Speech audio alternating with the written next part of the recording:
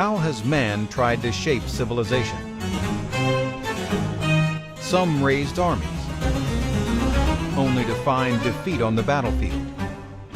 Others intoxicated the masses with warped vision.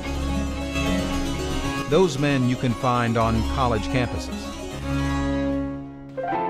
One man thought books, arts, and manners were essential for the preservation of civilization.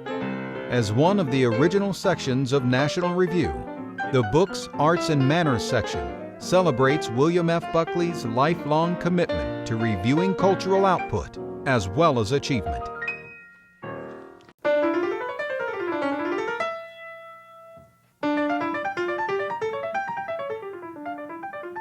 On the matter of not writing about music, it's a very special challenge.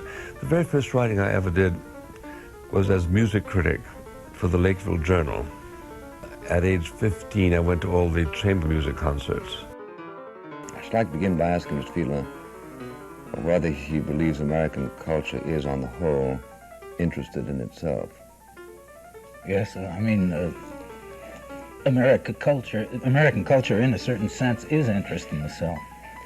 The most characteristic thing about Americans is they always have their eyes on each other and themselves. Self-examination is at the heart of the whole thing. There was a time when all the arts existed in the courts, and serious art was inseparable from court art in every field. Now this began to change in the 19th century, most strikingly in literature, when the novel became so popular and at the same time such a spectacular form of art. This absolutely broke literature wide open. I think the actions of the people in my novel are, I think, pretty much symptomatic of this new generation that's coming about, this generation that was sort of brought up under the looming guidance, I guess, of MTV and video, flash, movie scene. I think there's nothing more health restoring than to write about yourself in the third person for a period of 9 weeks and 90,000 words.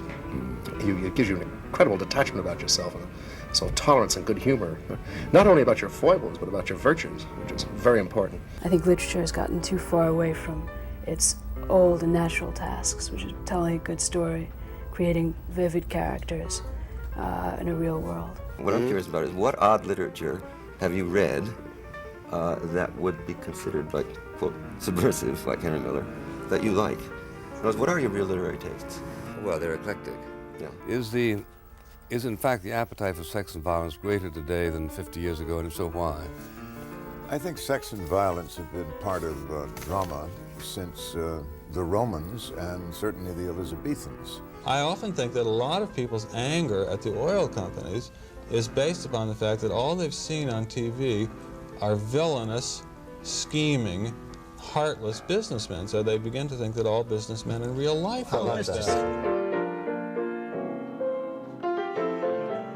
When I first started reading National Review, I actually read the magazine from the back to the front, because the book section was where some of the most rich and lively material appeared. And today, Books, Art, and Manners remains a vital part of National Review's mission. It's where we write about books, about ideas, about culture, in other words, about everything that's enduring.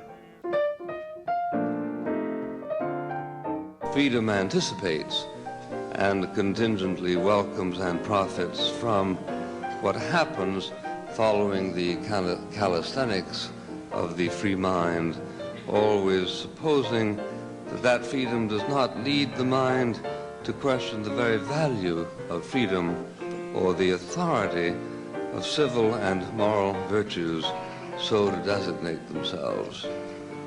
There are enough practitioners in this room to know that a journal concerned at once to discharge a mission and to serve its readers needs to be comprehensively concerned with the flora and fauna of cultural and political life.